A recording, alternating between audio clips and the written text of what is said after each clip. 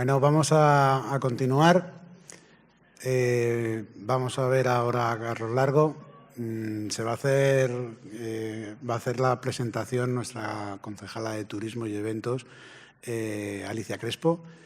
Queremos agradecerle desde la asociación pues, todo su apoyo que ha prestado para que este congreso haya podido salir adelante otro año más, porque realmente hay que dedicárselo a quien se lo merece, y ha sido ella. Así que, bueno, pues con todos vosotros presento a Alicia Crespo, que ya la conocéis, y va a presentar a Carlos Largo. Un fuerte aplauso.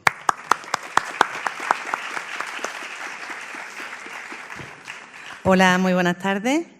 Me toca a mí clausurar estas sextas jornadas del misterio y para mí es todo un honor presentar al próximo conferenciante. He estado encantada de escuchar a Lourdes. Me admira, me produce una profunda admiración que personas tan jóvenes estén tan preparadas y sepan tanto de misterio y de este tipo de cosas que nos gustan tanto desde la asociación MASIP. Y os voy a presentar a Carlos Largo, que tiene una trayectoria también amplísima y no quiero yo aburrir con mucho dato, pero para poneros un poco en situación de la importancia de la persona que nos va a hablar hoy y cerrará la jornada. Carlos Largo nació en Madrid en el año 1985, como veis es bastante joven. Es licenciado en Comunicación Audiovisual por la Universidad Complutense y es apasionado del periodismo de investigación y de todos los temas relacionados con el mundo del misterio.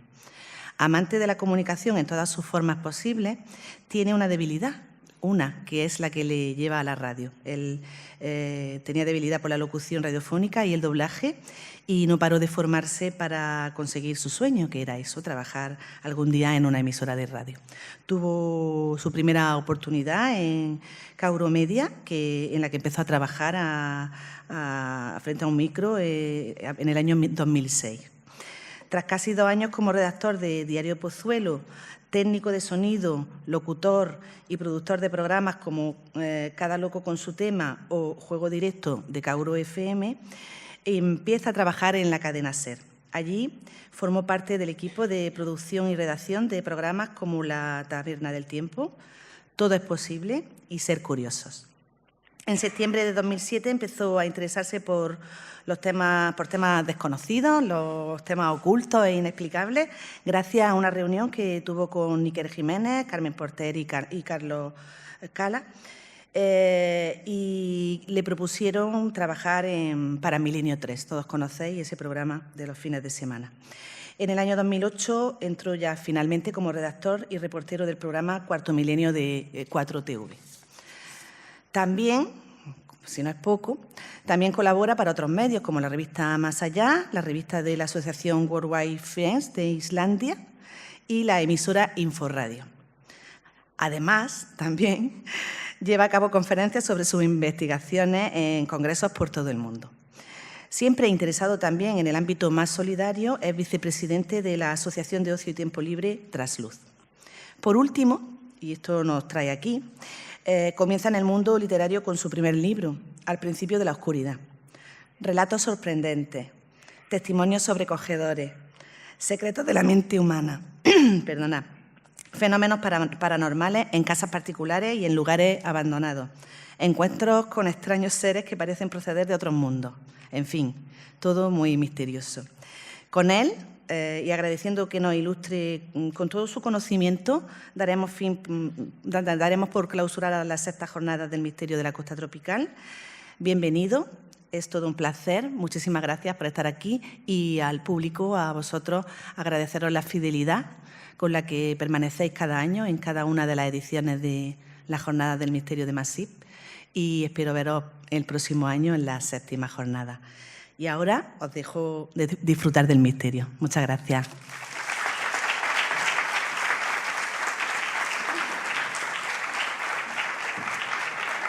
Hola, buenas noches y bienvenidos a estas charlas que, bueno, pues la verdad es que me encantan. Me encanta que estos temas de misterio, de divulgación del periodismo de investigación se lleven a cabo en todas las localidades que sean posibles. Yo creo que el difundir estos temas ayuda y nos ayuda a todos a conocer más ese otro lado que a día de hoy no hemos podido explicar. Y bueno, gracias a los organizadores, a todos los organismos de Motril que han creado este evento, y gracias por la oportunidad de poder presentar aquí mi primer libro, Al principio de la oscuridad, donde se recogen muchas historias de personas normales y corrientes como todos los que estamos aquí, que un día se toparon con el misterio. Y bueno, antes de nada sí que me gustaría contaros una pequeña anécdota. En la presentación que acaban de hacer mencionaban, ¿no?, esos inicios con el misterio.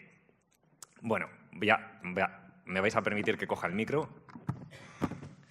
para sentirme un poquito más libre, integrado con vosotros. ¿Cómo empecé yo con esto del misterio? Bueno, pues yo era una persona muy escéptica y a la que siempre le ha dado miedo la oscuridad. Yo era el típico que estaba en casa y le decía a mi padre que, por favor, dejara una bombillita encendida en la habitación. No podía estar solo, y mucho menos en la oscuridad. Hasta que poco a poco, bueno, estudiando la carrera, Comunicación Audiovisual, pues vi un cartel en esos pasillos en los que tan buenos ratos, tan buenos momentos he pasado, que ponía Cadena SER, buscamos becarios. Y yo, que siempre había soñado con trabajar en la radio, trabajar con la voz, pues dije, esta es mi oportunidad. Voy a hacer todo lo posible por estar ahí. Y eché la solicitud.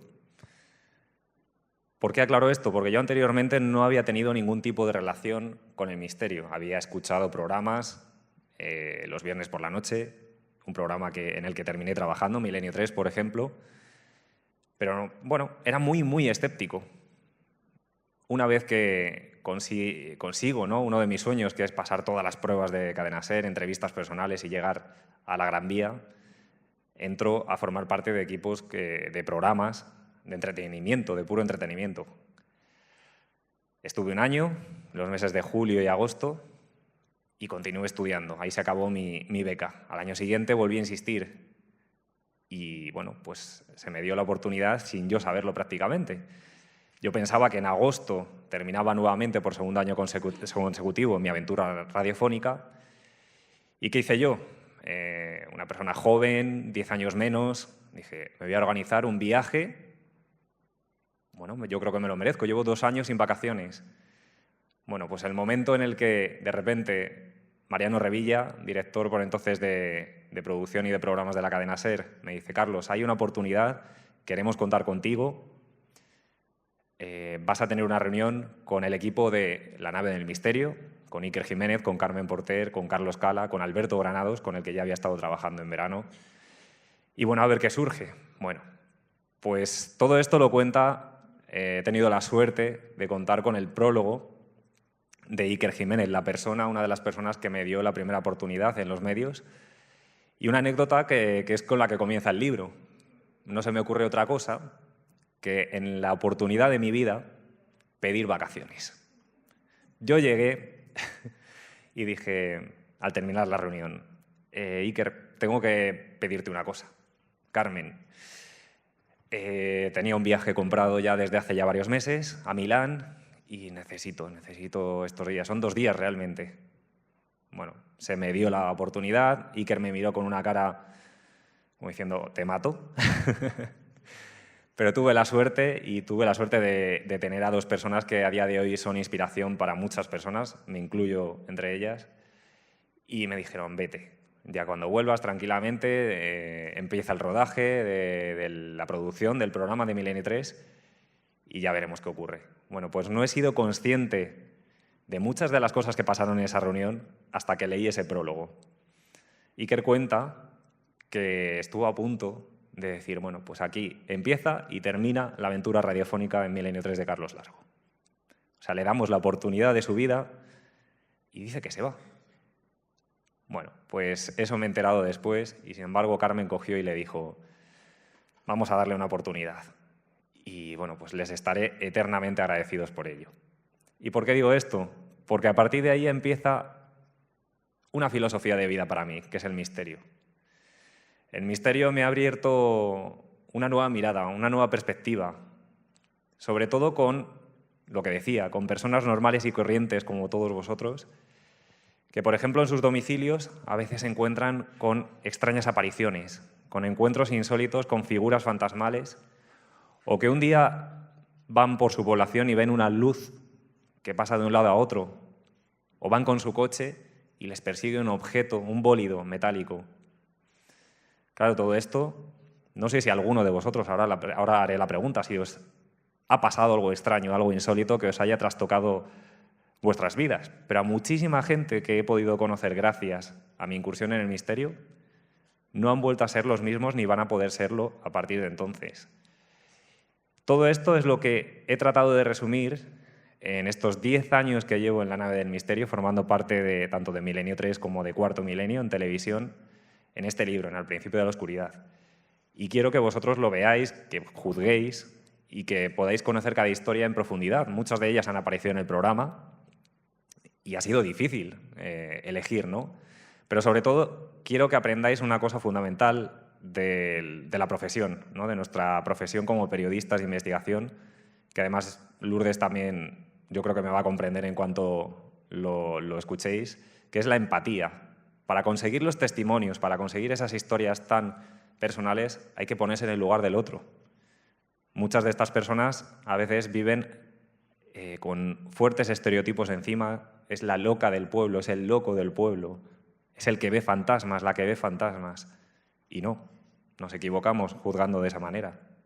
Esas personas lo único que necesitan es escuchar, al revés, perdón, sentirse escuchadas y que puedan contar una historia que a lo mejor ya van guardando 40 años.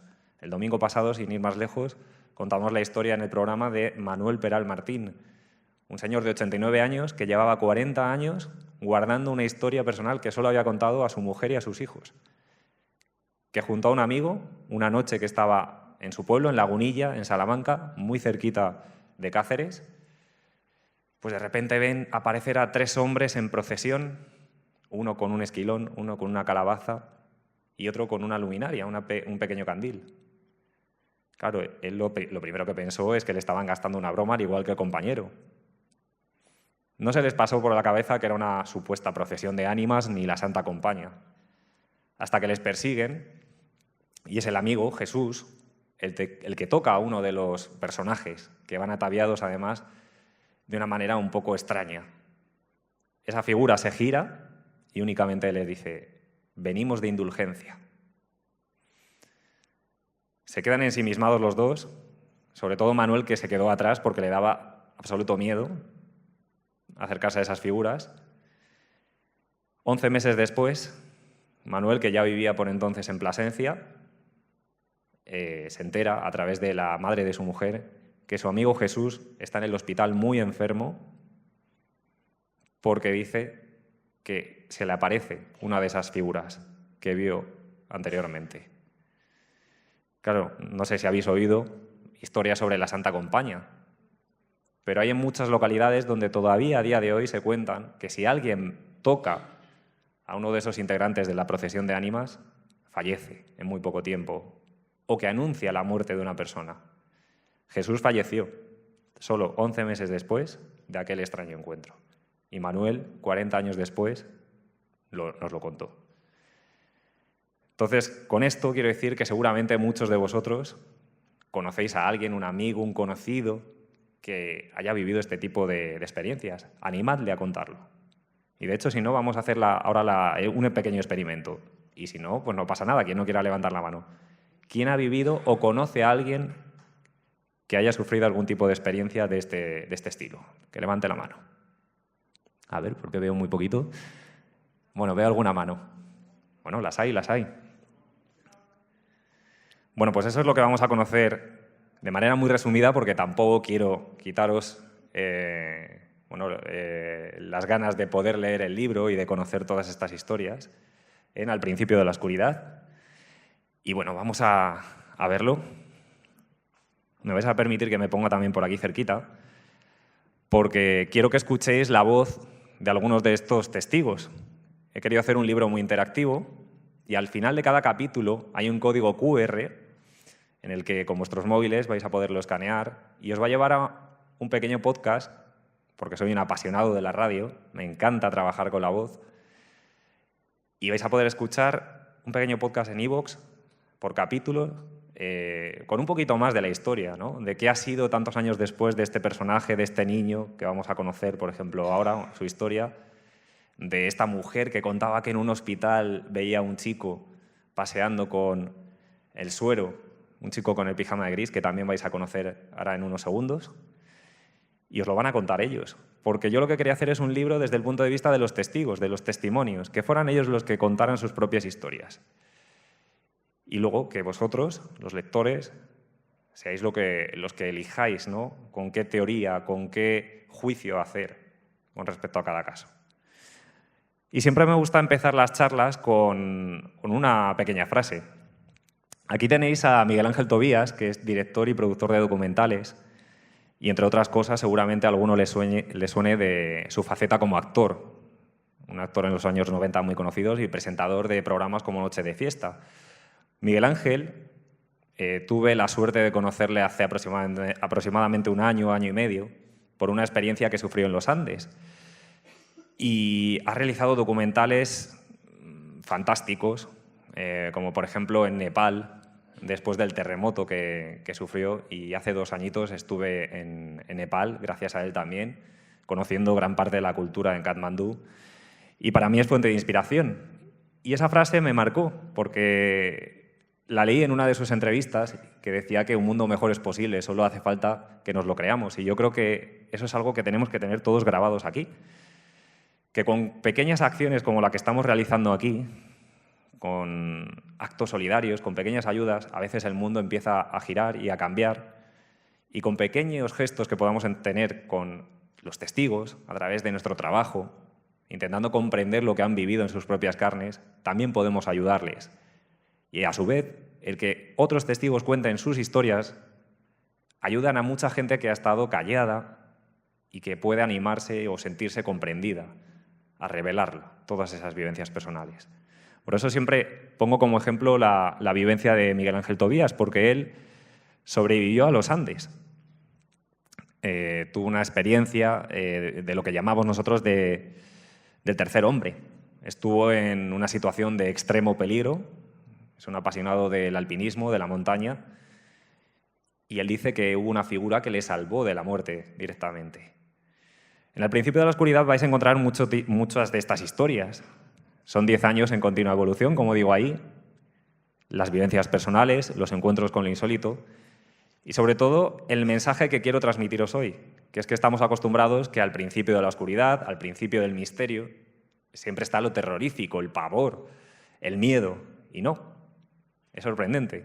Hay ocasiones en las que también podemos encontrar mucha luz. Por eso lo subrayo y por eso queda ahí en grande. Porque lo que os decía, mucha gente cuando se ha encontrado con el misterio no ha vuelto a ser la misma persona. Gente que ha tenido encuentros cercanos a la muerte, experiencias cercanas a la muerte, y han cambiado de estilo de vida. Conocí a un doctor Luis Becilla, hace una temporada más o menos, creo que salió en el programa, y en una entrevista me decía que antes de la experiencia, que le cambió por completo su forma de pensar y de vivir, pues vivía a todo tren. No le faltaba el dinero, su familia tenía todo cubierto y no hacía mucho caso a sus hijos. Pasaba todo el tiempo fuera de casa, sufrió un ataque cardíaco y en ese momento en el que es trasladado al hospital, él dice que sufre una experiencia que le marca para siempre. Ve el famoso túnel y 2 figuras como de mucha luz que interactúan con él. Consigue volver, prácticamente como un resucitado, por decirlo de una manera, y a partir de entonces es cuando decide cambiar su forma de vivir, pasa mucho más tiempo con su familia, ya no vive tan a tren como él decía, y bueno, pues se interesa por todos estos temas y realiza un trabajo también desde el punto de vista artístico, porque a él le encanta la pintura, y bueno, pues expone pinturas ahora en las que intenta representar todo lo que vio en ese episodio cercano a la muerte. Vamos a empezar por alguna de estas historias que vais a conocer en Al principio de la oscuridad. Esta es una de mis historias favoritas, de los episodios favoritos.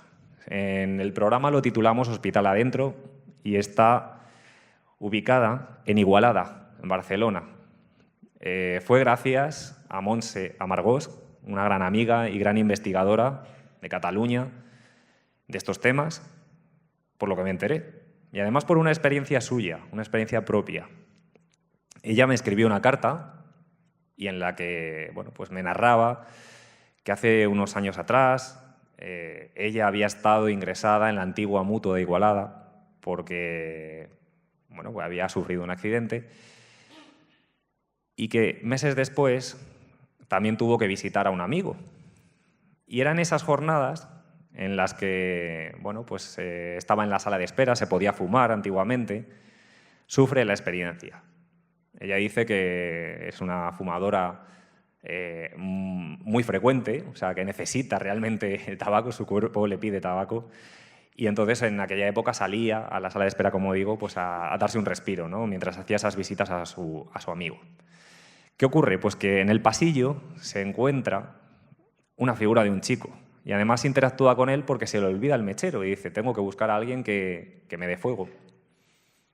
Se encuentra con un chico que va con el suero, caminando tranquilamente y que tiene una vestimenta muy característica. Por eso pongo ahí lo del chico del pijama de gris, porque ella dice que se le quedó marcada la imagen. Un chico que realmente no interactuó con ella, simplemente ella se acerca y le dice, perdona, ¿tienes fuego? Y el chico continuaba con el suero sin decir absolutamente nada. Esto le chocó muchísimo. Al revés, no le hubiera chocado mucho esta imagen si no hubiera sido porque otro hombre que estaba allí en la sala de espera le dice, oye, nena, ¿a quién hablas? Claro, fue entonces cuando dijo, a ese chico. Y al mirar ya no estaba. Eso le extrañó muchísimo a ella. Lo relacionó con un episodio insólito, un episodio bastante extraño. Y se quedó con las ganas de saber más, de si en ese hospital habían pasado más fenómenos. Y eso fue lo que le animó a escribirnos y yo le dije, pues investiga. Investiga e intenta encontrar personas que hayan vivido también experiencias similares. Seguro que preguntando lo puedes encontrar.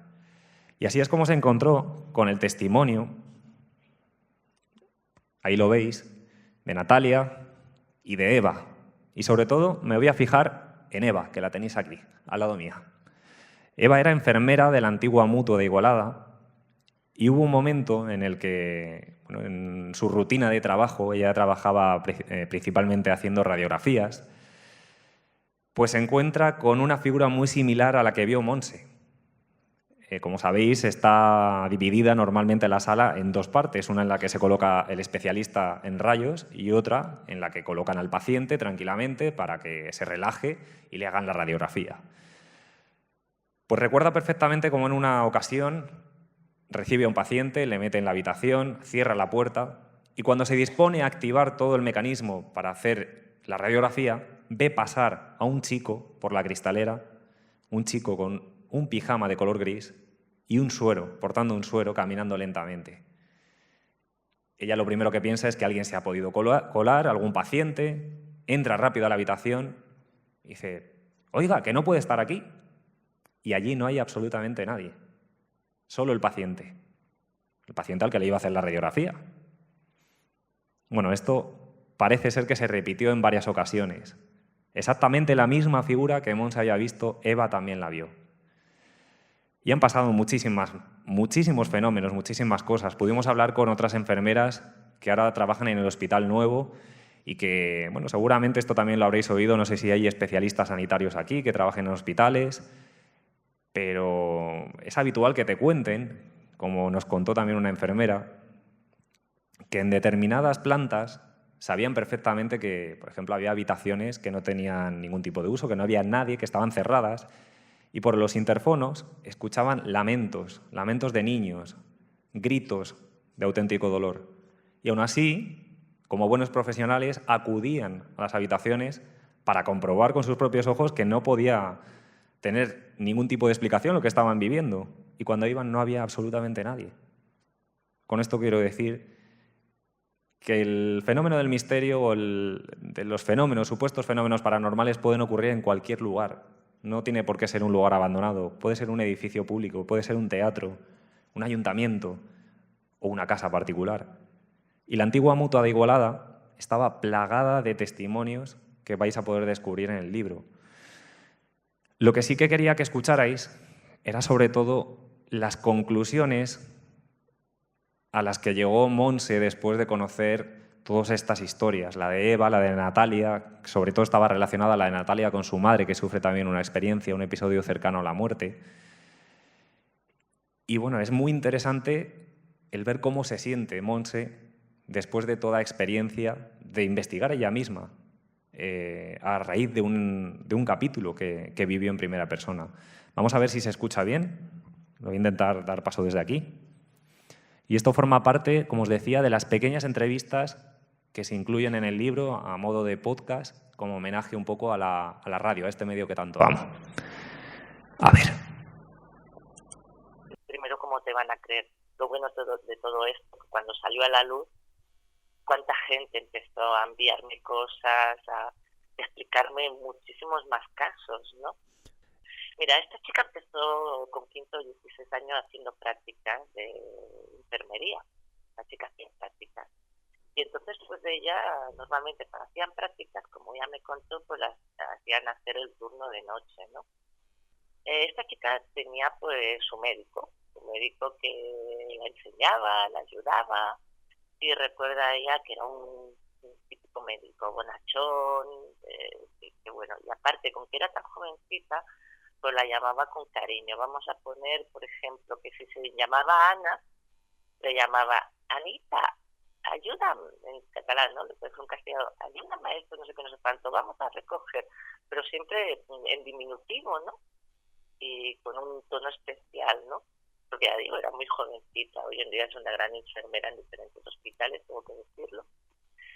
Y bueno, pues un día llegó la triste noticia de que este médico había fallecido en un accidente de tráfico. Bueno, pues imagínate el drama, ¿no? De todos los compañeros, de todo, porque además recuerdan que era una persona excelente, de esas personas bonachonas que se hace querer.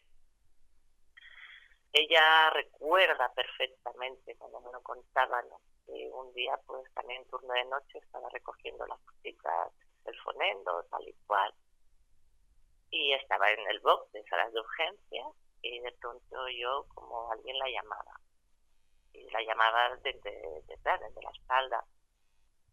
Ella se giró y dijo, es el doctor. No había nadie, pero ella recuerda perfectamente el olor a su perfume o su colonia, que era muy peculiar porque siempre llevaba el mismo perfume, ¿sabes? O la misma colonia, ¿no?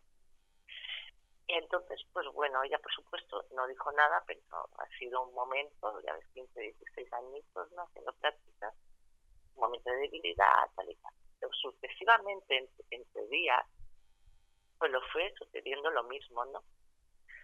Hasta que un día oyó claramente, y no tuvo ninguna duda, porque solo ese doctor la llamaba en diminutivo. Ya te digo, si llamaba Ana, pongamos, la llamaba Anita, que esta noche no sé qué, Anita, ¿qué pasa? ¿Sabes? Y el olor intenso a su colonia y su voz. Sin darse cuenta, ella me lo contó así, llegó hasta la taquilla donde se cambiaban los médicos, porque médicos y enfermeras tienen sus diferentes taquillas. Llegó hasta la taquilla estaba herméticamente cerrada y no la había utilizado ningún médico más. De pronto ella vio como se abría la taquilla, pero tranquilamente, no con golpe ni con fuerza, ¿no? Sino tranquilamente como si alguien la estuviera abriendo normalmente para cambiarse de ropa, acabar su servicio y irse a casa, ¿no? Pues ella inmediatamente, en eso vuelvo a repetir inmediatamente, porque en ese momento sí que me contó que salió escaleras arriba buscando a ver a la primera que encontraba, o al primero le daba igual, y entonces encontró a una... No sé si ha escuchado bien, pero Montse lo que cuenta es una historia que le llega después de la emisión del reportaje de Hospital Adentro. Le llega esta historia de una enfermera que trabajó con un médico haciendo prácticas. Este médico sufre un trágico accidente y es después de ese fallecimiento cuando esta enfermera afirma que huele el perfume del doctor en la zona de taquillas, que escucha clarísimamente cómo alguien la llama por su nombre diminutivo, como decía Montse, si se llamaba Ana, Anita.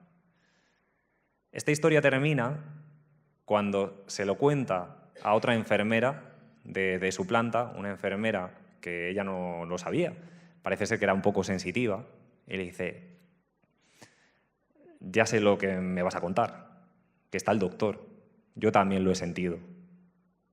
Bueno, realiza una especie de ritual, una especie de rezo por el alma de este doctor y a partir de entonces se acaban los fenómenos en esa zona de la antigua Mutua de Igualada. Pero sí que es cierto que a día de hoy mucha gente, me contaba que incluso con el edificio cerrado se santiguaba porque le tenía auténtico pavor a este lugar, a este emplazamiento.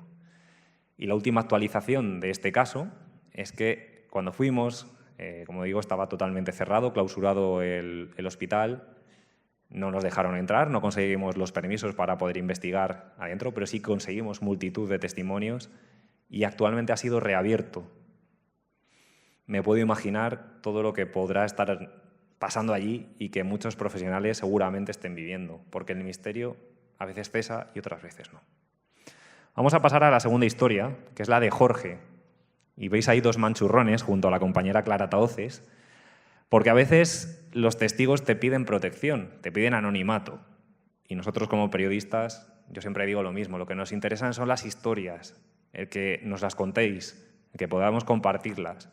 El nombre es ficticio también, por supuesto no se llama Jorge. Pero bueno, ahí está su historia y es la que os voy a contar. Esto ocurre en Córdoba, en una casa particular. Jorge nos escribe un correo electrónico y nos dice que en su casa están pasando todo tipo de cosas extrañas. Sobre todo las viven su madre y él, porque el padre de familia era muy escéptico y aparte no había vivido ningún tipo de fenómenos. Aún así creía a su hijo y a su mujer. Escuchaban llantos de bebé en toda la casa. Había un fenómeno muy llamativo, que es que la madre, muy religiosa, dejaba una vela, que creo, sí, ahí la tenéis, en el fregadero. En la zona del fregadero todas las noches dejaba una luminaria como parte de sus creencias religiosas. La casa, para que os hagáis una idea, si la cocina estaba aquí, en la punta superior, los dormitorios, tanto de Jorge como de sus padres, estaban aquí abajo. Y un pasillo enorme y la luz estaba colocada, digamos, al extremo de la cocina, casi en la terraza. ¿Por qué os explico esto? Porque son muchas las noches que esta familia decía, tanto Jorge como su madre, veían una gran luz que iluminaba todo el pasillo. ¿Cómo se podía producir eso? Si estaba a la otra punta de la cocina y lo veían desde el dormitorio. Un fenómeno extrañísimo.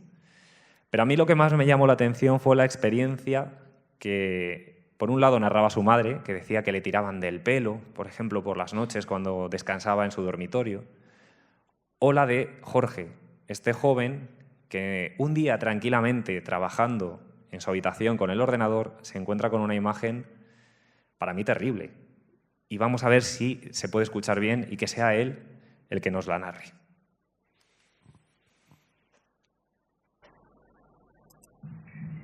Me encontraba totalmente solo en el cuarto, mi madre se encontraba en el salón, mi padre se encontraba durmiendo una siesta, con lo cual era sobre las 4:30 de la tarde, 5 más o menos, la hora no la recuerdo exacta, pero así fue. Y bueno, me encontraba frente al ordenador cuando, bueno, pues como que sientes algo que te está observando. Entonces me giro al lado izquierdo, que es donde estaba la puerta, y no veo nada, pero esto que inmediatamente vuelves a mirar, o sea, giras el cuello 90 grados y miras hacia la puerta de nuevo y ves como cruzar unas piernas sin tronco, sin cabeza, simplemente unos pantalones con matiz antiguo y unas zapatillas pues como de rejilla. Entonces esta imagen como que no se te olvida de la retina, no se va. Y claro, te marca porque no estás acostumbrado a ver este tipo de alucinación, digámoslo así, ¿no? Para los más escépticos, o este tipo de espectro para los amantes del misterio o los creyentes en el misterio. Con lo cual, pues te marca porque a pesar de que te guste el misterio a nivel amateur, no estás preparado para vivir un acontecimiento de esta índole.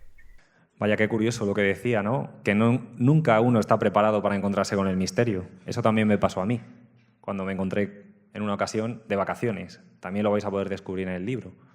porque dije, si yo estoy pidiendo a los testigos que cuenten sus historias más personales y muchas veces me las brindan de manera totalmente sin ningún tipo de interés, yo también tenía que contar lo que yo he vivido de manera particular. ¿Y por qué decía que me parece una imagen totalmente rocambolesca? Porque lo normal es que estamos acostumbrados a las historias en las que se ve una aparición entera, de cuerpo entero, ¿no? Pues Jorge no, Jorge lo único que vio fue un torso, caminando en su propia casa. Y allí estuvimos investigando, de ahí esas fotos que veis de cámaras de vigilancia, porque colocamos varias cámaras en la casa, incluso bueno, el compañero Santiago Vázquez, la compañera Clara Tahoces, hicieron varias experiencias de grabación de audio, y sí que conseguimos captar registros que bueno, hay que estudiar. Incluso una voz que se coló que decía «ay de mí». Se las pusimos a los testigos en el estudio cuando hicimos el programa y la verdad es que es normal que se preocuparan. Pero bueno, sí que también quiero lanzar un mensaje aquí a todos los presentes y los que nos están escuchando, que esto hay que contarlo. No se puede vivir únicamente de puertas para adentro. Pero la historia de Jorge no es la única. A veces hablábamos de hospitales, pero también hay un capítulo que se cuenta en el libro sobre una residencia situada en la Comunidad de Madrid. Aquí tenemos la historia de Luis, de su mujer y principalmente de un negocio familiar que comienza con el deseo de mejorar su vida. Habían estudiado durante mucho tiempo sobre tratamientos geriátricos, se habían especializado en dirección de centros geriátricos y bueno, pues Luis y su mujer ven la oportunidad de comenzar una nueva vida con un negocio, montando un negocio que ya estaba en uso, pero justo el propietario se iba a jubilar, y deciden coger el traspaso de una residencia. Hasta aquí todo normal, qué bien, estamos cumpliendo uno de nuestros sueños, pero claro, cuando llegas y empiezan a ocurrirte fenómenos supuestamente paranormales, ya no lo disfrutas tanto, ¿no?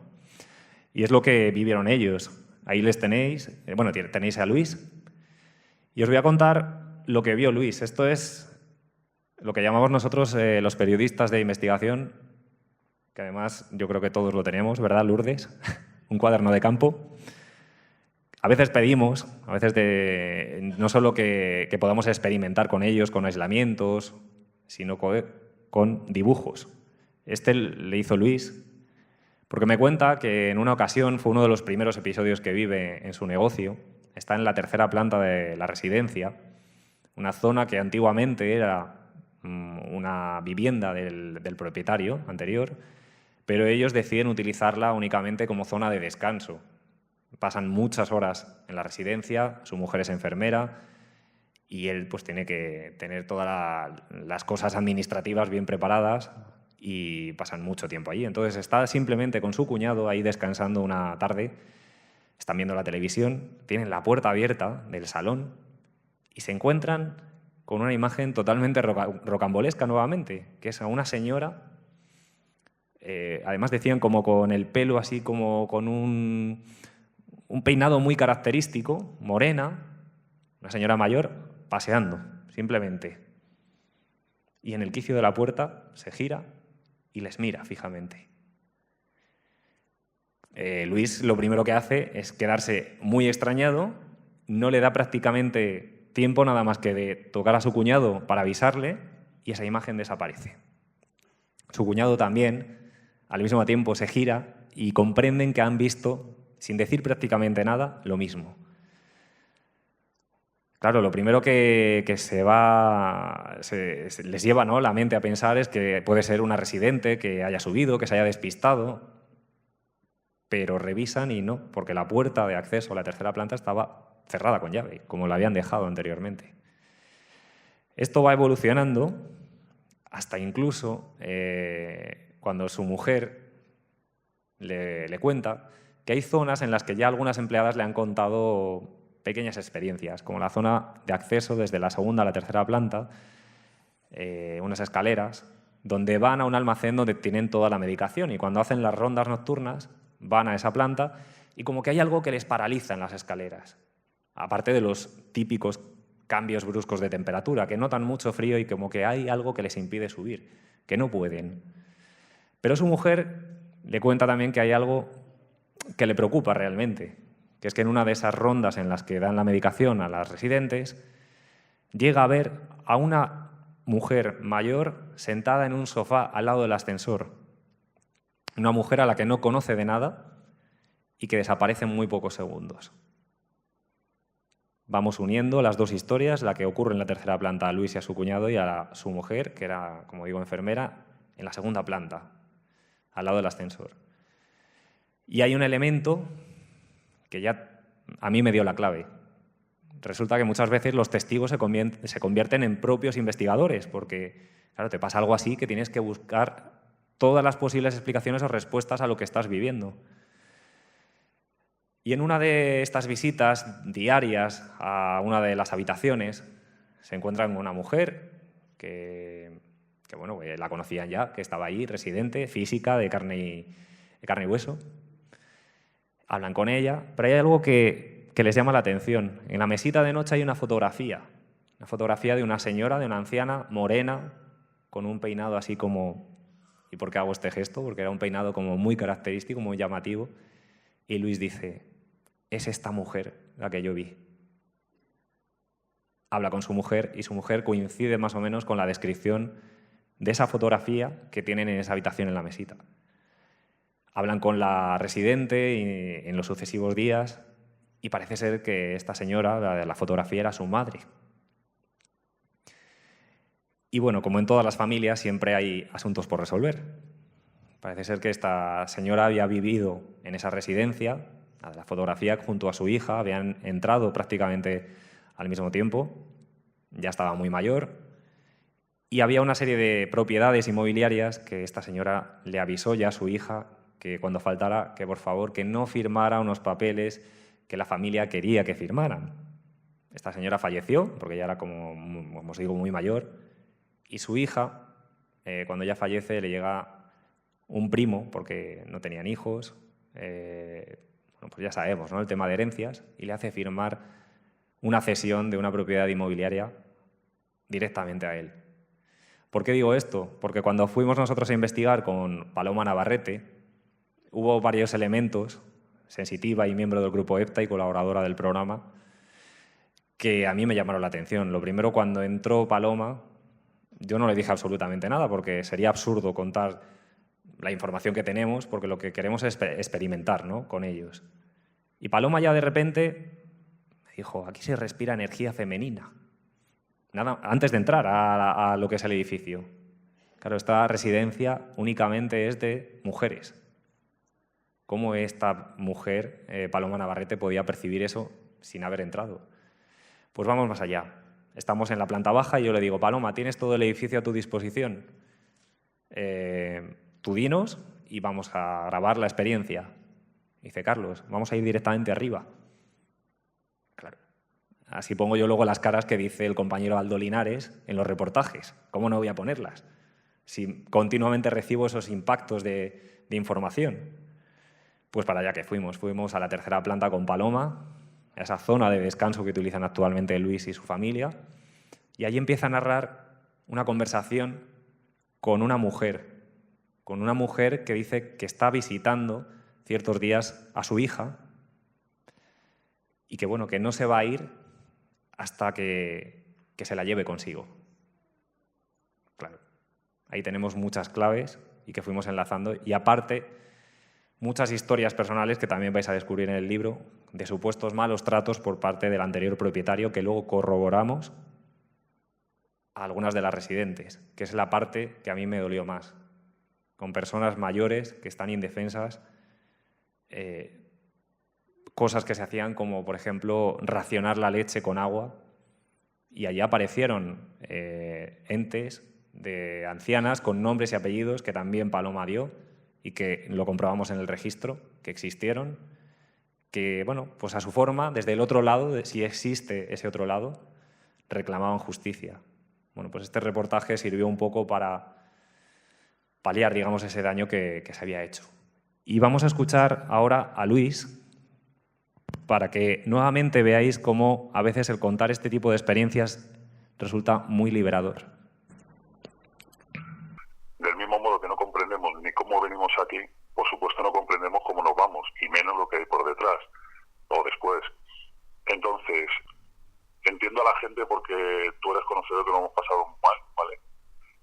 Pero es la verdad, no mentimos, que es un tema tabú. Decimos del sexo y de... No, el tema tabú es este, porque te tildan de todo. Siendo una persona que tiene, hombre, si tienes un expediente de que eres alcohólico o algo, pero eres una persona normal, que a lo largo de tu vida ha sido normal, que no has tenido problemas con nadie, que te ocurra esto, ¿qué necesidad tienes tú de mentir? ¿Qué ganas? No ganas nada, al revés, pierdes. Pero hay que ser valiente y contarlo. Creo que tienes razón, Luis. Él fue valiente y ayudó también a que otras muchísimas personas, a raíz de este caso, contaran sus experiencias personales. Ahí tenéis a Paloma en esa conversación, ¿no?, que mantuvo con esta mujer, y a la compañera Clara Taoces haciendo esas grabaciones también, porque nos acompañó de audios. Y hay una cosa curiosa que vais a poder escuchar. También se puso en el programa, en Cuarto Milenio. Nosotros hicimos el experimento con Clara de cerrar esa tercera planta, dejar sus grabadoras en 2 puntos clave, una en la zona de despacho, que es donde está ella, y en otro cuarto que utilizan para ese almacén, ¿no?, de medicinas. Y nos fuimos prácticamente 1 hora con las únicas llaves que había de esa planta en el bolsillo del propietario, de Luis, que cenó con nosotros. Lo dejamos ahí. Y bueno, pues cuando volvimos a Madrid, a la redacción, y Clara se puso a analizar todas esas largos minutos de audio, pues se encontró con una sorpresa.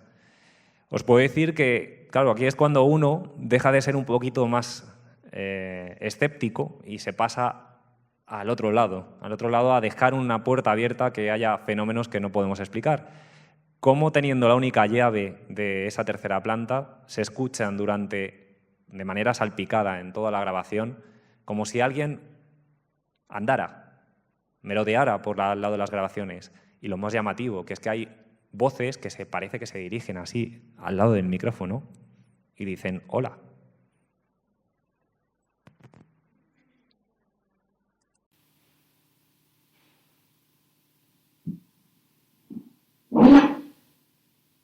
¿Lo habéis escuchado? Pues aseguro que no es ninguno de nosotros. Además es la voz de una mujer. Clara estaba con nosotros, Paloma fue el día anterior, la mujer de Luis estaba también con nosotros.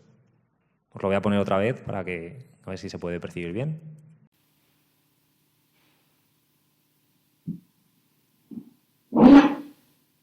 ¿Habéis escuchado también los 2 golpecitos que hay previamente a esa voz? Pues no lo podemos explicar.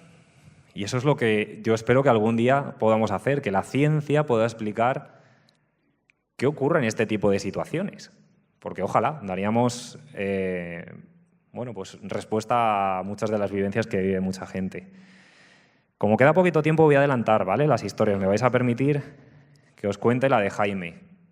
Y además porque quiero dejar tiempo a que vosotros también podéis preguntar, si tenéis alguna duda, o incluso, si alguien se anima, que esta es la parte que más me interesa a mí y que más me gusta, que podéis contar alguna experiencia que conozcáis, o propia o de algún amigo. No hace falta dar nombres, como digo, simplemente yo conozco esto.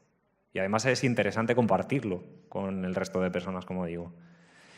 ¿Quién es Jaime? Jaime es un niño de 8 años que en el año 2012, además fue un año para mí importante porque fue otro de los momentos, por experiencias que yo viví durante una investigación que me marcó muchísimo y que Iker siempre cuenta de manera un poco oculta y secreta, que fue la historia que más miedo le produjo. Ya os digo que a mí también, porque yo estaba en el sitio. Iker estaba haciendo el programa en directo en Milenio 3, en la cadena SER, un sábado, y yo estaba desplazado a un lugar de Cataluña y pasé mucho miedo, os lo digo de verdad. Lo que pasa que, bueno, pues es uno de estos casos que se ha decidido dentro de lo que es el equipo de la nave del misterio que no es momento de contarlo. Entonces lo vamos a dejar ahí, pero una semana después de esa historia me fui a Canarias a conocer a Jaime, un niño que vivía atormentado desde bien pequeñito, desde que tenía 3, 4 años, que no dormía bien, no descansaba. ¿Por qué? Porque decía que veía lo que decía Lourdes, un hombre vestido de negro, un ensotanado, en su propia habitación. Y que además llevaba un característico sombrero. Por eso yo lo llamé el hombre del sombrero, el señor del sombrero. ¿Y qué hacía este hombre? Pues amenazar a Jaime. Continuamente le decía que si contaba que le veía, iba a hacer daño a su familia y principalmente a su hermano pequeño. Claro, ¿cómo puede gestionar un niño de tan corta edad este tipo de fenómenos? La familia, sobre todo la madre, estaba muy, muy preocupada y le hizo someterse a todo tipo de pruebas médicas, psicológicas, psiquiátricas. El niño estaba bien, neurológicas, el niño estaba perfectamente sano, pero sin embargo tenía incluso hasta sueños o visiones un tanto proféticas y premonitorias. En una ocasión, nos lo contaba el padre, le dijo: papi, por favor, no te vayas. Y le dice el padre: me tengo que ir a trabajar. Vale, vete a trabajar, pero no cojas el coche. A ver, Jaime, ¿qué pasa? ¿Qué ocurre? Es que me ha dicho el Señor que si coges el coche te va a pasar algo muy malo. Vas a tener un accidente. El padre, intenta tranquilizar a su hijo, no le da importancia, coge el coche y tiene un accidente. Claro, imaginaos, yo creo que a muchos nos pasaría. Yo no soy padre todavía, pero yo buscaría todas las posibles medidas o soluciones para ayudar a mi hijo.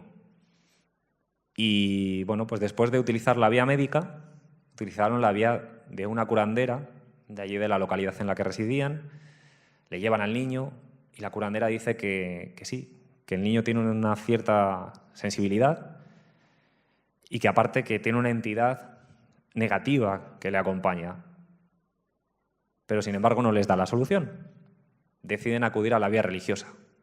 Van a la parroquia de la localidad y es allí donde el sacerdote les ve realmente preocupados y les dice: vamos a probar esto. Vais a viajar a Madrid, allí hay un padre que se llama Enrique, el padre Enrique, que os va a dar una posible vía de solucionar este problema con vuestro hijo. Y deciden ir a Madrid, con todo el coste que conlleva viajar desde las Islas Canarias a Madrid en varias ocasiones, incluso viajes que se tienen que ver pospuestos, porque eso nos lo contaba también la familia, porque siempre alguien se ponía enfermo, o la madre, o el tío, y sin embargo, pues consiguen ir en varias ocasiones y allí al niño le realizan un exorcismo. O lo que yo interpreto como un exorcismo, porque nos lo cuenta la madre y el niño lo recordaba, cómo le tumban y alrededor se coloca la familia y el padre, junto a otras hermanas, empiezan a rezar por ese niño. La madre es la que nos narra cómo el niño empieza a retorcerse, tumbado, cuando le echan el aceite. Una especie de ritual para sacar toda esa entidad negativa que supuestamente el niño tenía ahí. Esto tiene que marcar muchísimo, muchísimo a un niño tan pequeño. Y claro, cuando nosotros fuimos, no quería hablar Jaime. Estaba muy retraído, yo creo que un poco ya experimentado, ¿no?, de todo lo que había contado y que parecía que nadie le comprendía. Como han dicho en la presentación, yo soy aparte monitor de ocio y tiempo libre y me he pasado muchos años con niños pequeños en campamentos. Y pues yo creo que utilicé uno de los recursos que a veces se tienen que utilizar, que es que si el niño no quiere hablar, pues hay que jugar, hay que utilizar otra vía, que es la vía del juego. Vi una pizarra que tenía en la habitación cuando me senté con él a hablar y fue lo primero que se me pasó por la cabeza, pero oye, le hablé de fútbol porque al niño le gustaba, jugaba al fútbol, además a día de hoy lo hace de manera profesional, porque ya han pasado 7 años casi, y le pregunté que cuál era su ídolo y me dijo Iker Casillas. Aparte vi una pizarra que tenía, como digo, en la habitación y dije, pues ya está, voy a intentarlo. Mi tío trabaja como portero en una portería justo en Madrid, donde está el Asador Donostiarra, un conocido restaurante al que van muchos futbolistas, incluso la selección española. Y yo he sido testigo porque he ido rápidamente, me pegaba un telefonazo, oye, que está aquí Roberto Carlos. Y yo iba corriendo a hacerme la fotografía con Roberto Carlos. Pues no se me ocurrió otra cosa nada más que arriesgarme y dije, Jaime, ¿hacemos un trato? El niño me miró y dije, mira, si tú me cuentas tu historia y sobre todo si me dibujas en tu pizarra, que ahí tenéis el dibujo que hizo y os adelanto que aceptó el trato, si tú me lo dibujas y me lo cuentas, yo voy a hacer todo lo posible para traerte o mandarte un autógrafo de Iker Casillas. El niño cambió la expresión de su cara y empezó a coger una tiza y a dibujar lo que veis ahí. A su manera, me trataba de expresar cómo era ese hombre de sombrero, con bigote y con zapatos de fiesta, porque lo decía así, con zapatos de fiesta, que tanto le atormentaba. Yo creo que es lo que decía, ¿no? Que hay que utilizar todos los recursos y todos los medios para intentar aliviar a la gente. Y a este niño yo creo que un poquito le ayudé y me siento muy orgulloso de ello. Incluso realizamos un estudio radiestésico de toda la casa y los especialistas, sin saber absolutamente nada del caso, marcaron una cruz junto al cabecero de la cama de Jaime. Algo influiría, no sé si fenómenos supuestamente paranormales. Lo que sé es que el niño estaba absolutamente sano. Creo, y me lo ha confirmado su madre, que sí que tiene algún tipo de mediunidad. Es muy sensible, es un niño muy sensible y que esa especie de don o de castigo para otros le ha seguido acompañando durante muchos años y a día de hoy también lo hace. Pero claro, no es el mismo Jaime. Jaime tenía mucho miedo y mirad lo que cuenta Marcela, su madre, de él, un niño ya adolescente. Bueno, pues Jaime está bastante mejor. La diferencia que yo le noto es que ya no tiene miedo. Pero sí es cierto que, bueno, sigue teniendo visiones, sigue teniendo sensaciones y sigue más o menos en la misma dinámica. Pues se vive muy mal, porque es como yo te comentaba a ti en su momento, es como si estuvieras dentro de una película de terror. Todos pensamos que a lo mejor no puede llegar a pasarle a nadie algo así, o creemos que puede ser imaginaciones de la gente, o que solamente eso está en las películas, pero bueno, o sea, después ya te das cuenta de que realmente sí le puede pasar a cualquiera y sobre todo, bueno, ya también después de hablar con vosotros, que ya uno también conoce que los niños son mucho más sensibles ante todo, pero se lleva muy mal porque llega un momento en que no sabes cómo ayudarlo, no sabes cómo llevar el tema, es complicado, es muy complicado. Tiene que serlo. Tiene que ser muy complicado vivir este tipo de fenómenos en tu propio núcleo familiar y sobre todo con niños pequeños. Yo sí creo que los niños tienen esa especie de sexto sentido y esto es una opinión personal. No quiero, por supuesto, aquí condicionar ni que nadie tenga que opinar lo mismo. Cada uno, como digo, que saque sus propias conclusiones leyendo cada caso. Y bueno, yo creo que vamos a terminar aquí, sobre todo por eso, porque quiero que vosotros también tengáis un poquito de tiempo para contar si queréis, si no, no pasa nada. Pero sí que os quería contar una anécdota que me ha pasado hoy mismo. Yo me guío mucho por las señales. Aquí es cuando a veces oigo, ¡hala, qué loco! Bueno, pues yo he tenido señales que a mí me han ido guiando y que me han ayudado a tomar decisiones, o lo que yo he interpretado, porque eso yo creo que es lo interesante, ¿no? Que cada uno interpreta cosas que te van pasando, que te van llevando por un camino y no por otro. Y yo creo que tengo un ángel de la guarda por ahí que me ayuda a veces. Pero hay un ángel de la guarda que es real, físico, y que esta mañana me ha pasado una cosa muy, muy curiosa, una anécdota, y que quiero compartir. Ese que veis en la foto, y precisamente no iba a hablar hoy con él, no iba a hablar de él. El que está a la izquierda se llama Javier Bosque.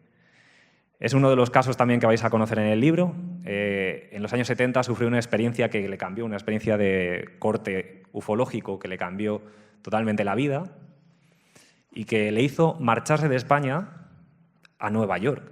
Y claro, a mí este caso me llegó porque Iker me dijo, oye, toma, la revista Steindec, léete este caso, y resulta que era un caso clásico y yo sin saberlo. Yo muchas veces aquí soy totalmente desconocido sobre este tipo de historias y me sorprendo muchas veces. ¿Y quién me iba a decir a mí, que ahí sí que no venía ningún tipo de dato, que le iba a localizar en Estados Unidos? 40 años después, cogí el teléfono, llamé a una organización sin ánimo de lucro en la que, bueno, yo había leído algún dato de que podía estar trabajando. Y el señor Bosque me cogió el teléfono y me habla en inglés. Y yo con mi inglés aquí chapurreando le dije, ¿Is it Mr. Bosque, please? Y me dijo, sí. En inglés, claro. Luego ya le hablé en castellano y estuvimos hablando mucho tiempo sobre su experiencia, que quiero que descubráis en el libro. Pero a raíz de ahí vi que este hombre es un hombre muy especial. No solo le pasó este caso ufológico, sino que allí en Nueva York también ha vivido en primera persona muchos sucesos de carácter paranormal. Este verano, junto a mi mujer, fuimos a visitarle, nos quedamos en su casa y bueno, pues de estos encuentros casuales o causales, no lo sé cómo definirlo. Esta misma mañana, a las 10, estaba en Atocha para coger el tren para venir a Málaga y que ahí me recogieran para venir a Motril y de repente, yo estoy tranquilamente, además soy súper despistado, estoy por ahí con mis cascos y me para alguien. ¡Carlos!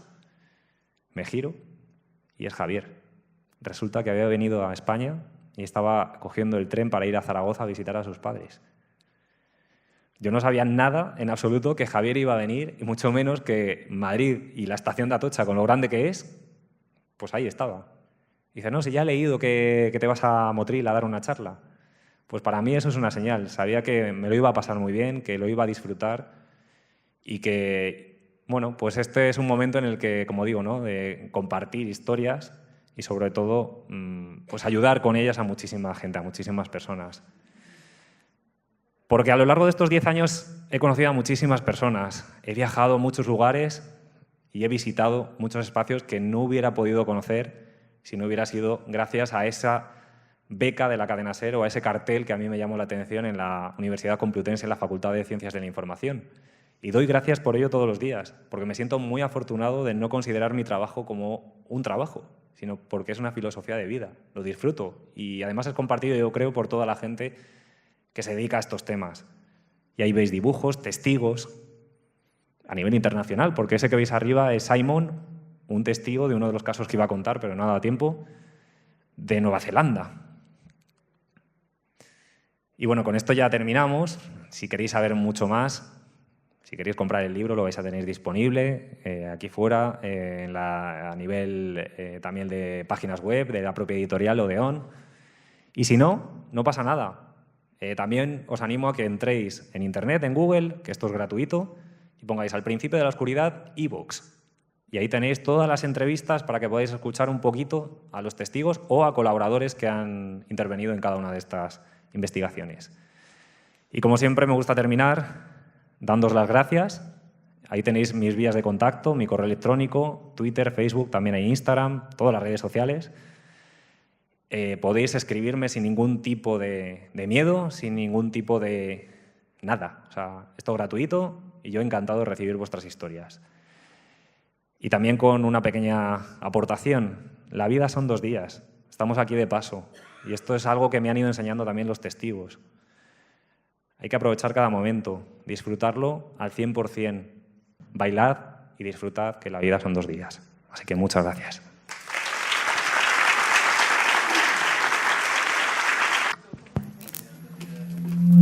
Y os agradezco enormemente que lo contéis.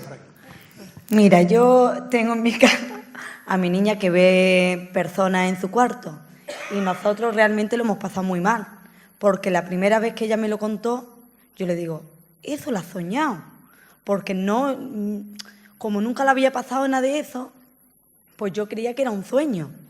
Le digo, Cintia, tú tranquila, que eso tú lo habrás soñado y eso no le da importancia. Pero al poco tiempo le volvió a aparecer, personaje. Entonces, ya por la mañana, la llamo yo para que desayunara y me la encuentro llorando y dice, mami, te voy a contar lo que me está pasando porque es que tengo aquí un pellizco que yo no sé si me estoy volviendo loca. Y entonces, pues ya me contó que vio una persona mayor en su cuarto y es que me la describía exactamente como la veía, con el pelo blanco, ondulado, una persona mayor sentada en una silla y dice, y alrededor veía mucha luz blanca. Y me estaba moviendo la boca, pero con el miedo que yo tenía, me tapé y al rato desapareció. Y entonces, pues, una vez estaba yo también trabajando en la residencia, me llamó llorando que estaba duchándose y había, perdón, que le había aparecido cara en el cuarto de baño. Y entonces la niña es que no reaccionaba, dice que casi se le para el corazón del miedo que tiene. Entonces ya tuvo que llevarla a un muchacho que hace mediunidad y entonces, pues, más o menos le dijo que lo que le pasaba es que ella tenía mediunidad. Y al ser tan sensible, pues ella veía. Y al día de hoy, ella es que es un pánico increíble lo que tiene. Le da miedo quedarse sola en casa, pero es que aparte de lo que ve en la casa, lo ve en la calle. Porque hay un sitio donde hay es un paseo que va directamente a la playa. Y siempre que pasa por ahí, ve como personas vestidas de blanco. Y entonces ya es que no quiere tirar ya por ahí, porque es que siempre que pasa, siempre las ve. A ver, yo creo que ahí el papel importante lo tenéis vosotros, los padres, porque tenéis que estar con ella, apoyándola. Y el error que muchas veces se comete, yo creo, ya digo, no soy padre, pero hablo desde lo que yo haría. Y por lo que, además, yo creo que en este caso los padres de Jaime han hecho muy bien. A lo mejor no hubiera llegado el extremo de llevar a mi hijo a que le hicieran un exorcismo o un supuesto exorcismo, un ritual, pero sí que apoyarle al máximo, escucharle y nunca decirle que eso que está pasando se lo inventa o que... No. Yo la primera vez le digo, eso es un sueño, porque es que nunca le había pasado, pero ya cuando me lo dice, le digo, es que eso es verdad, es que eso no tiene... Bueno, hay que tener también muchísimo cuidado. Yo antes también no descartaría hacer lo que hicieron los padres de Jaime. Y no pasa nada por llevar a nuestro hijo al psicólogo, a hacer un estudio neurológico para comprobar que no tenga ningún tipo de afección. Yo creo que eso es lo principal y lo primero que haría yo. Pero si todo eso da normalidad, que el niño o la niña está sana, yo trataría de ayudarla a canalizar esa sensibilidad. Yo tengo también una teoría propia, o sea, quiero decir que esto... A lo mejor hay gente que no lo comparte, pero sí que creo que los seres humanos, cada individuo tiene una sensibilidad y que la desarrollamos en un sentido o en otro. Hay gente que la sensibilidad la lleva para la música, hay gente que la lleva a la pintura y yo sí que creo que hay personas que pueden tener esa especie de sensibilidad para poder contactar o comunicarse con ese otro supuesto lado. ¿Por qué no? O sea, yo hablo desde la experiencia que me han dado compañeros como Paloma Navarrete o Aldo Linares, que, como digo, es que es normal que ponga esos caretos. Cuando yo tengo todos los datos, toda la información, y resulta que vamos de investigación, ellos no la tienen, y te van dando nombres, te van dando fechas, algo hay, ¿no? O sea, yo creo que... Sobre todo lo que tenéis que hacer es que la niña no lo viva con miedo. Eso es lo peor que puede pasar.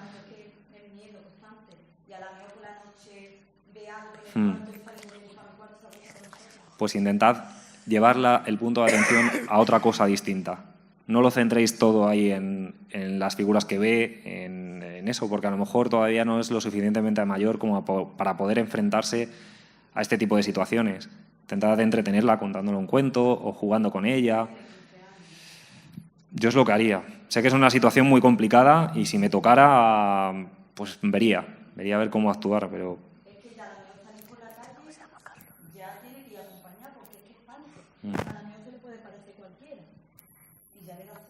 Pero trataría de ayudarla en ese sentido. Tampoco centrarlo mucho en ese aspecto. Hola, buenas noches. Hola. Te voy a contar una cosa referente a lo de los hospitales. Yo he sido enfermera y en el año 77 o por ahí estaba en mi hospital. Bueno, había un enfermo delante de lo que era el control de enfermería. Había una habitación y ahí había un enfermo, un viejete, como a las pulgas. El pobre estaba enfermo de una infección, estaba muy mal. El caso es que la tomó conmigo. Cada vez que yo estaba de turno, llamaba al timbre continuamente. Señorita, ¿qué hora es? Ay, chico, por las 12. ¿Qué día hace? Señorita, y un día ya me acuerdo que era por la noche y le digo, por favor, no llame más al timbre, de verdad. Yo, porque estoy sola para 30 y tantos enfermos, yo no puedo. Si no es algo urgente, no me llame. pues qué mal genio tiene usted, que no sé qué. Bueno, pues al día siguiente llego de turno de noche precisamente y me dicen mis compañeras, dice, el abuelete ha fallecido esta tarde. Digo, no me diga. Dice, sí, a las 7 más o menos fumigaron la habitación porque era infeccioso y se puso pues el acrólogo, o sea, no lacrado, pero se puso un papel en el de la habitación, en la puerta, para que nadie entrara. Y yo, bueno, pues hago mis cosas, mis pacientes, mi medicación y tal, el timbre. ¡Ping! Miro la habitación del señor y yo, no puede ser. Y bueno, pues no hago caso, sigo y pin, y pin, y pin. Viene mi compañera del ala de enfrente y me dice, ¿pero por qué no atiende? Digo, ¿que no atiendo? Mira lo que está sonando. No hay nadie. Si no hay nadie. Dice, pues, ¿qué hacemos? Entonces me fui para la puerta, no la abrí porque aquello estaba fumigado. Le dije por su nombre, por favor, ya para. Sí, ya sé que me lo estás haciendo adrede, que todo lo que tú quieras, pero por favor, para. Yo no sé si comprobasteis en esa ocasión si había algún tipo de incidencia con los interfonos, con los timbres. Sí, por supuesto que lo preguntamos, llamamos a talleres, que siempre hay de guardia. Entonces subí uno de talleres, digo, mira lo que está pasando, y yo me voy habitación por habitación a ver si es que alguien ha llamado en ese momento y suena porque a lo mejor le acusaba al pobre tico abuelo de las llamadas y no era él. Y dice, no, empezamos a mirar todos y absolutamente ninguno interfería. Ni de la planta de arriba ni la de abajo. O sea que... y ya está, entonces le pedí por favor que parara. Digo, ya sé que estás ahí dándome la murga, pero por favor para, porque me estás empezando a poner un pelín nerviosa. Por el timbre más que nada. Y paró. Allí también comprobaron, en el antiguo Mutua de Igualada, comprobaban continuamente cada vez que les pasaba eso con los interfonos si realmente había algún tipo de fallo técnico, y siempre decían lo mismo los técnicos de mantenimiento, que estaba todo correcto, que estaba perfecto, y coincidía que eran esas habitaciones en las que no había nadie, que estaban clausuradas, como tú bien dices. Se cuentan muchas historias de hospitales, de centros de salud, y que se callan, pues porque es un edificio público y porque a veces la dirección es la que dice, quien hable se va a la calle. Yo sé que era el abuelo, lo sé, porque la tomaba conmigo y dice, ahora está de noche, ahora le voy a hacer algo burda. Pero bueno, al pedirle que por favor parara. Gracias por compartir la experiencia. Hola, Carlos. Espera, que no te veo. Ya. Bueno, yo me llamo Vanessa. Sí. Y referente a lo que ha dicho la señora de su niño, yo tengo esa sensibilidad desde pequeña. Entonces lo que le animo es que escuche a su hijo siempre atentamente, que si el niño se niega a hablar por miedo, como dice Carlos, que intente llevarlo a un terreno donde se exprese, ya sea por el dibujo, por la escritura, por lo que sea. Y que ese niño sepa que no tiene que tener miedo siempre y cuando sea consciente de lo que tiene, de cómo utilizarlo. Y sobre todo los familiares que viven en el entorno con él. Eso es lo principal y lo más importante. Yo en mi caso, de pequeña también, mi madre me llevó a psiquiatra, a psicólogo, hasta que hicieron conmigo una experimentación que se llama las cartas CENES, en donde un psiquiatra se dio cuenta que efectivamente podía tener esa percepción que el resto de personas no tenían y que por eso no había que medicarme ni había que tratarme de ningún tipo de enfermedad. Me eduqué. Y hoy en día lo que hago son investigaciones por mi propia cuenta, en donde también lo que hago es ayudar, entre comillas, sin ningún tipo de intención, a personas como tú, para que vean que no son lo único y que hay muchísimas personas que pasan por ese trance, que no es nada malo, que lo único que hay que ser es consciente y educarse para vivir con ello, simplemente. Con referente a la Santa Compañía, te quiero contar una cosa que me pasó. Yo sufrí por un proceso de divorcio bastante duro y me fui a vivir a una casa sola. La casa, la verdad, que estaba en muy mal estado. Y una de las noches me quedé dormida en el sillón, estaba bastante cansada y me quedé dormida. Cuando en el sueño veo una procesión de gente encapuchada y portaban túnicas Y la primera señora, porque además era una señora, portaba un bastón. No, Montefrío. Yo vengo de Montefrío. Vengo bastante lejos. Has visto que en el momento que sueltas algún dato ya estamos todos ahí como, ¿es sí, aquí? Sí. Y que como continúes ya me tengo ahí yo con mi cuaderno tomando notas, ¿eh? Sí, pues de Montefrío. Además es una zona que, bueno, ya contaré. Resulta de que, bueno, pues veo a la señora y me dice, no me mires o te vienes. Con esas palabras, no me mires o te vienes.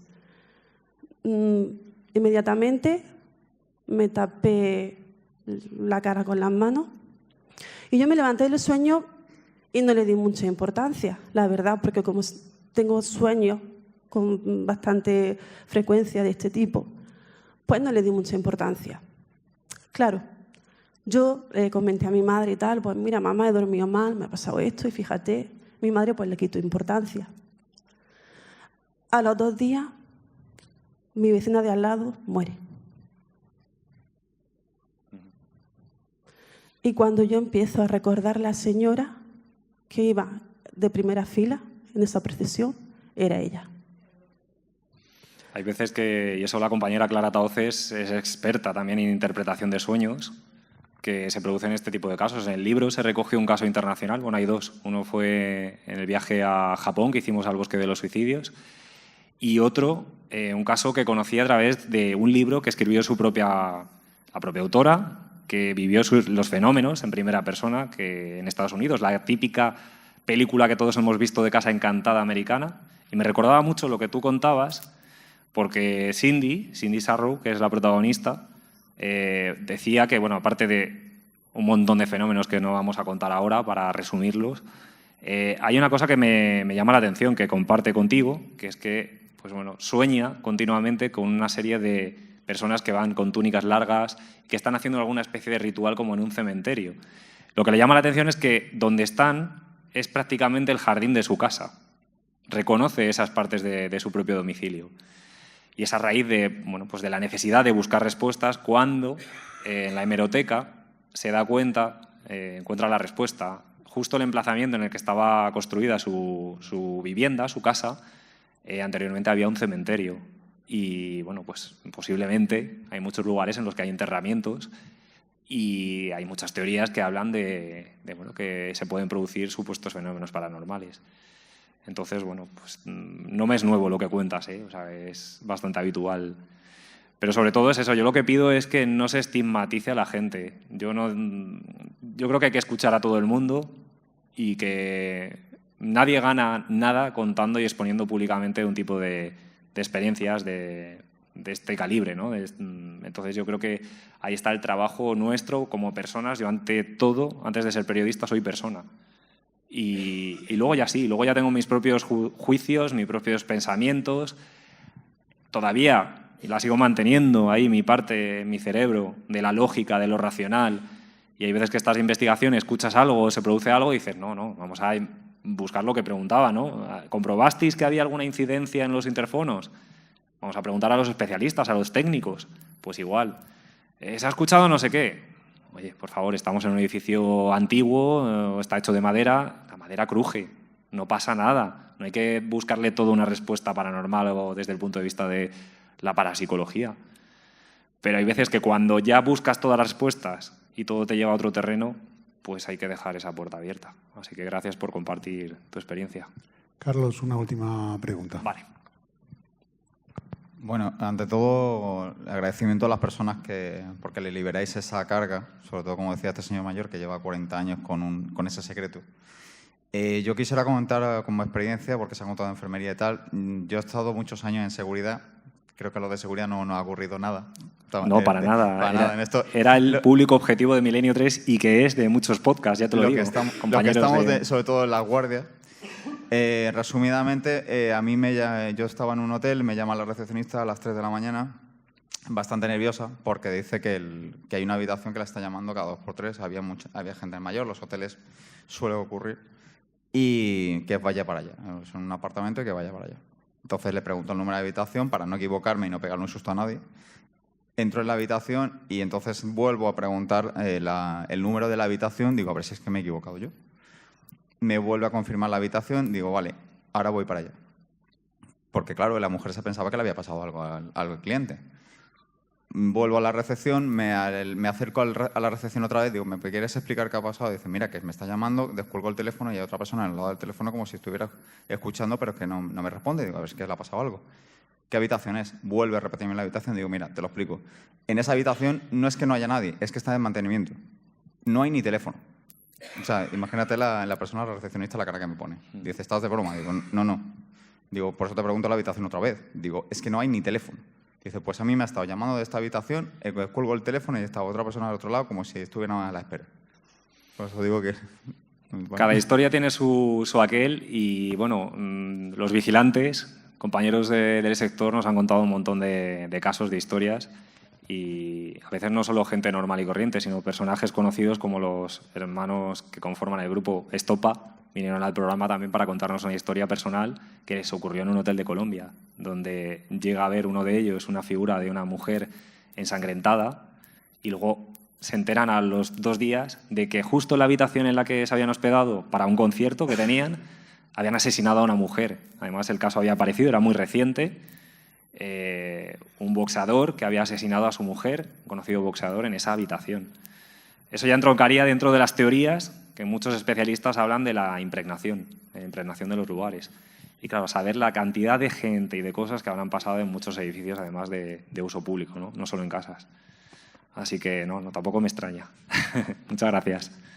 Pues muchas gracias a todos por haber compartido este rato con todos y haber sido una noche mágica. Así que hasta la próxima.